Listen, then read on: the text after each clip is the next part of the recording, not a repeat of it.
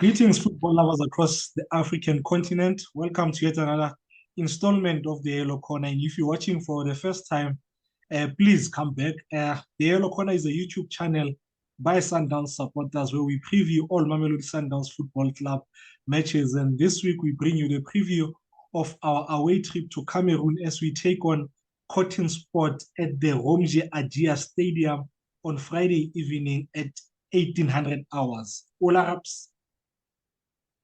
Shosho Bakari Sagna. Sagna. I look nothing like Bakari Sagna, man. Yes. Yes. I don't have cornrows, man. I've always been a cheese cop guy, so I don't know why on Swan Salento le Bakari Sagna, man. You good? I'm not doing that. I'm good. I'm good. Just tired. I'm really, really tired, man. Work has been hectic and yeah, juggling this. Hey, I wish people knew how much preparation goes into this, man. It's not just 30 minutes that we spend recording, but yeah, the work behind this is quite a lot. But yeah, let's get on to it, Raps. The club surprisingly left this afternoon on the 15th when we are playing on the 17th. Are you shocked at how late they left? Like a day, 2 days before the match? But again, Sundowns being Sundowns, they probably took a charter flight. So, but are you shocked at how late we left? Yeah, no, I'm shocked when I saw the Instagram stories earlier on. So it's shocking indeed because I expected us to leave much earlier and try to acclimatize to the environment that side to go Cameroon and get used to the pitch and other conditions because the conditions that go Africa, but uh, I would like to hear the reason behind that, maybe from Rulani if Bambutisa Dipoto, but I expected us to leave earlier on. And we know that we have the guys who already plan the logistics ahead of the game for the preparations. So I would like to hear the reason behind that. Yeah, no, it will be really interesting. Man. But I saw the club posted, or is it 5,000 plus kilometers? So it's probably Boma. It could be less than 6 hours, maybe 6 hours max. So they thought, why not? But yeah, it would be really interesting because normally we leave early. Né? Rabs, earlier on I checked since we won this tournament at 2016. Né? Only four teams, no, only three teams have won it. It's Wydad, Ali, as well as Experience. Ne? And all these teams, ne, since we last won it, they've won it twice. So since we last won it, we're the last team not to have won it twice. Do you think this is a good omen? We'll get into that group of the teams that have won it twice. Do you think we'll win it this season?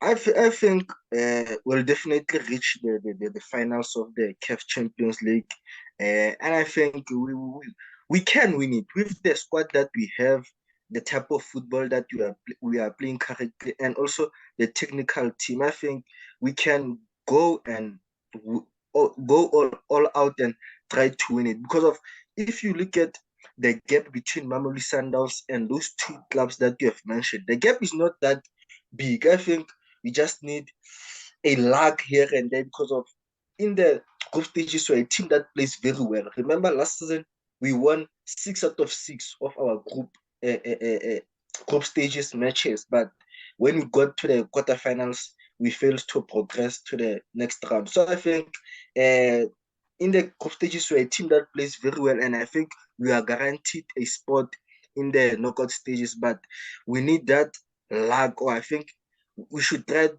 do something different once we get to the knockout stages. Perhaps you said you think we will reach the finals, ne? I do not want to reach the final and not win this cup. That would be like, chasing a 10, chasing a 10, chasing a 10. She's giving you a hard time. And then once she says, yes, we can date, and then she breaks your heart. I do not want that. I want us to get to the final and win the final. And I think we have a very good chance of winning this final, this CAF Champions League. Guys, to our viewers who are watching, most of our previews, we try and give you as much in-depth analysis and do a lot of research when we do these previews. Man.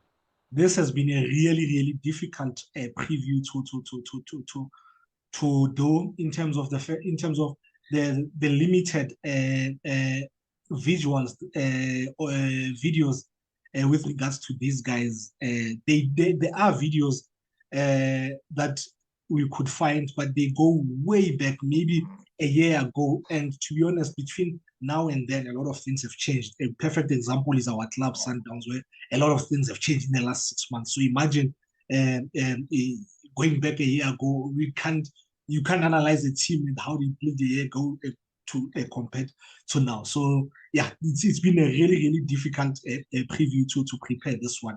So it will be a bit different to how we normally do these previews. Yes, I am sweating. This ring light, man, is killing me. Perhaps is Coton Sport the weakest team of the group? If so, how important is it that we get 3 points? Because if they are, I believe the other two teams might go there to Cameroon and come back with the maximum points. Yeah, I think they are the weakest team in our group stage because of if you can look at the history of Mamelodi Sundowns, Al Ahly, and Al Hilal, those are three teams that almost feature in the CAF Champions League. So for Coton on, they are not always there. So for what? For who? For Coton Sport, man. So I think the last time they were in the CAF Champions League in the group stages, I think it was in 2018. So it shows they don't play continental football as much as the three teams that are in the group stages. So I think we are most likely to get 3 points out of them. And you must consider that we are going to play 2 away games in a row. We are going to Cameroon, and after Cameroon, we are heading to Egypt. So I think this is the best chance to win in Cameroon, so that how you go Egypt, you know that you already have 6 points in the bag. Yeah, and I think they'll be the whipping boys of the group, and I think it's very crucial or important to you get 3 points away because, like you said, the last time Nebali Monton was 2018. So there's a huge chance that Ali will go there and then get 3 points, and Hilal might also get 3 points for them. So failure to get 3 points might come back to haunt us going forward. They sold their number 1 marksman to Orlando Pirates in South Africa. They sold Kimang Swaibu Maru to Pirates. He scored in the 4 games, 4 preliminary games that he played in the CAF Champions League. He got three goals. How big a miss will he be in the group stage for Bona? Because I mean, he's won the Ballon d'Or. I didn't know there was a Ballon d'Or as well, like Cameroon. So he's won the Ballon d'Or, and that tells you about the pedigree of their play. I mean, how big a miss will he be in the group stages? I think it will be a big miss for Coton Sport because of he was a key player. He was the leader of the team. So you can see that they relied on him in terms of getting those goals. And I think 4 months back, they played a cup final where he scored a goal. So it shows that he was a man. Been a goal. That should have yeah. That's officiating in Africa. For that goal should not have stood, but yeah. Yeah, yeah, no, you can say that he was a good player for them, and maybe they'll find another replacement for him. Who knows? Yeah, no, I really think that will be a huge miss for them. And I think you look at their log standing right now, maybe it's telling already they missed their marksmen. You know, speaking of their log standings, they currently third on the log. They've played one game more than the two teams above them. They've won five. They've won 5 games. They've lost two. Goals for Yabona, it's 11. Goals against, it's 9. Goal difference is 2. They are on 20 points and they average 1.67 points per match. So they're not doing too bad, but the fact that they've played a game more than the two teams says quite a lot, and they've also lost their number one marksman, like I said. Perhaps let's talk about expectations and approach from both these two clubs. I will go first. Before I go first, I'm going to ask you a question with regards to how we'll approach away matches in the Champions League. Do you think Rulani will be more conservative and try to make sure that there's protection at the back, like be a bit defensive than he normally is, maybe even play a double pivot, or you think he will continue with his offensive 4-4-2 diamond system?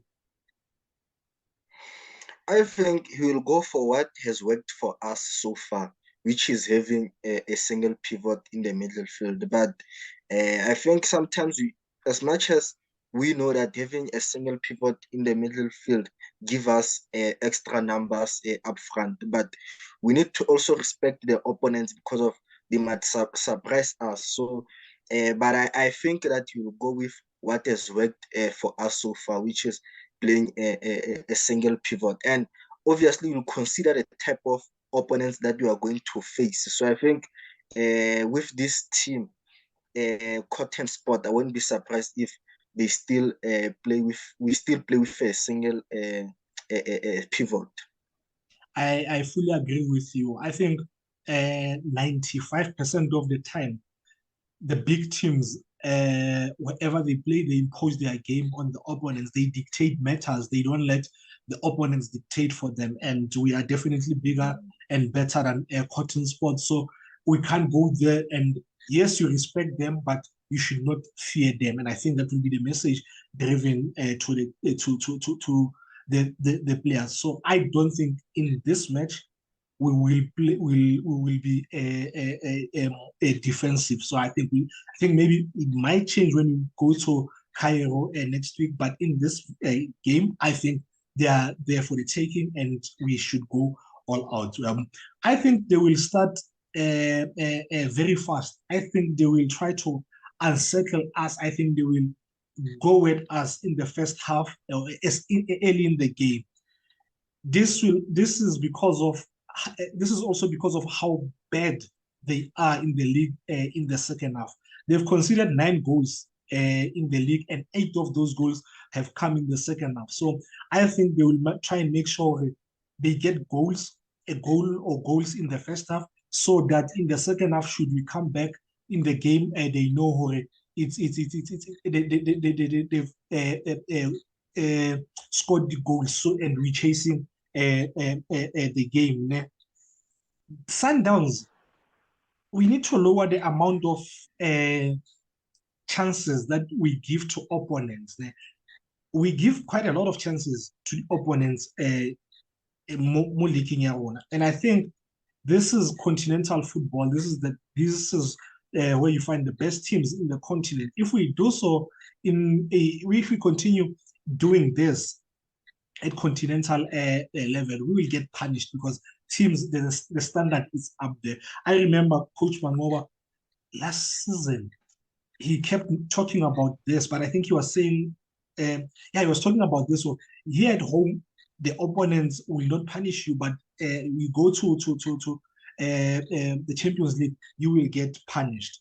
The one thing that I picked up from a bit of what I saw, their goalkeeper is very, very suspect when it comes to Yeah, aerial balls. He is very, very, very yeah. suspect, and I think the appointment of Michael Loftman, who we'll talk about later on, and the fact that he's traveled with the team, I think because he's a top class analyst and top class coach, he has definitely picked this up, and I'm sure the boys have been working on how we can punish this guy. Because this is one game I'm 100% okay, not say 100%, but I'm 99.9% sure that we will get a goal from an aerial ball. I would like to see Sundowns play our normal game because the home Ajia Stadium, the pitch doesn't look bad at all. It actually looks very, very good. Unless Eli Muy Fair, you think it's a good pitch, but once you get there, you feel now it's very soft underfoot. So hopefully it is a really, really good pitch and we're able to play their Sundowns way. Your thoughts? Yeah, and I think Coton Sport, I think they analyzed our game against Al Hilal, and they saw which positions Al Hilal created most chances. So I think they'd want to have a speedy a winger or forward, maybe on the right if we play Mudiba, because of they know that with pace, I think they can try get behind Mudiba. And I think for us, if the pitch allows us to play our typical football, which is building from the back and knocking the ball, I think we should do that. But if the pitch doesn't allow, I think we should have an alternative on how we play. Maybe try to, maybe the build-up should be fast so that we get to the half of the opponent as soon as possible. So because of you don't want to make mistakes in your own half and they get to punish you. And I think this Coton Sport, because of they are playing at home, they want to get an early goal so that they also have the support from the fans and they make it difficult for us to bounce back because of we know that the fans in this type of games or tournament they play a crucial part in the team. So I think they want to get an early goal and unsettle us like you have said. And for us, I think we should keep it as clean as possible. And another thing that I've observed from those 4 months ago videos that we managed to watch is that they always try to play that javelin. Remember that long ball from where you used to play behind the fullbacks. We find that they're a team that loves to play behind our fullbacks. So we should ensure that the space it is not that big, and also Rowan is able to read the game and he knows when to come out and clear the ball and when to when is the right time for us to press the guy in the middle field to stop him from playing that long ball behind our fullback. That's the most dangerous player. The one on the ball, the quarterback. You make sure that he doesn't find Yeah. that. So, yeah, yeah. Let's talk about the lineups. I will go first. I will go for Ronwen at one, and then my back four will be Mudau, Grant, Soare. Remember what I said about Soare playing a bandage last weekend? It happened. Soare as well as Mudiba. And then I'll have Tebza as my single pivot. The 280 Zaka will be Blesser, who I think it Blesser is playing some of his best football right now, and I don't think I can drop Blesser. The way he carries the ball for the team, I think there's no other eight that Sundowns who can do that. I would rest the player that I started last week, Kimamfano Alende. I would bring the Master Chef Clash Control to this game, and then I'll play Neo again at 10. Because there's nothing wrong with regards to injury Ashika. So I'll go for Neo, who I think was brilliant against Al Hilal. And I'll obviously have Shalu as well as the young sensation Cash Money. Winner?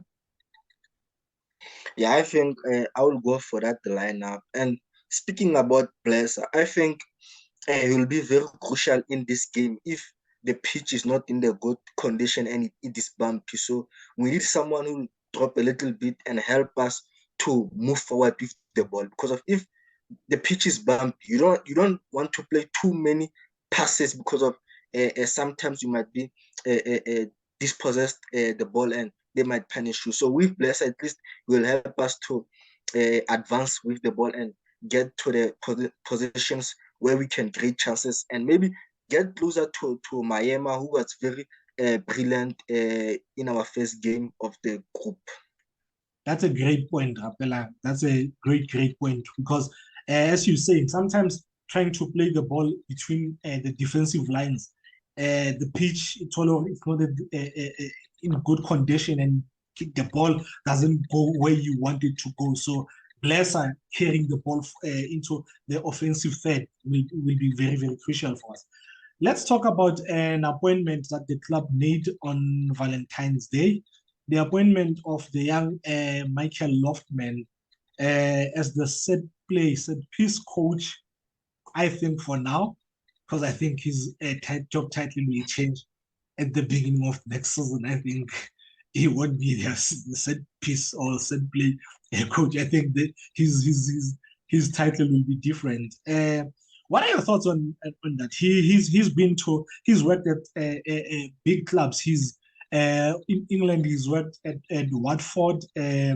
He's worked at Spurs as well. He's worked in Africa, in Zambia as well, at Lusaka Dynamos. He's worked at the Egyptian national team. He's worked in Belgium for Lomel. He's also worked at Pirates here at home. He's an analyst as well as a coach. What have you made of that appointment, perhaps? Because for me, I think this is a brilliant appointment. Excuse me. I think football has got to a point whereby you need a specialist for each and everything or department. Coaches, defensive coaches, forward coaches. You see how it helps players. I mean, you don't have to look far. Okay, you have to look far away in England, where the change that Benny has brought into that United offensive attack. You can look at Marcus Rashford, who's suddenly last year, a few months ago, Rashford looked like he would never reach the potential that he had showed. But now he's been amazing, So what do you? I think that's a great appointment by Sundowns, and it shows where we were complaining, Raps, about the how we seem to struggle. That set pieces defending them and the crosses played into our box. And then on Tuesday, Michael Loftman on Sunday, he posted a tweet. He said, spend the morning analyzing goals conceded by teams across the world. The general common trend is still basic errors. He mentioned 4, but I will mention the first 3 that he mentioned. He said number 1 was strategies when defending set pieces. Number 2, a lack of clear communication. Number 3, preventing and dealing with crosses. So I'm happy we're bringing someone who will help us in terms of defending these set pieces, as well as in attacking, capitalizing on them. I've been going on about Michael. Your thoughts, Raps? Yeah, and I think it is a great appointment.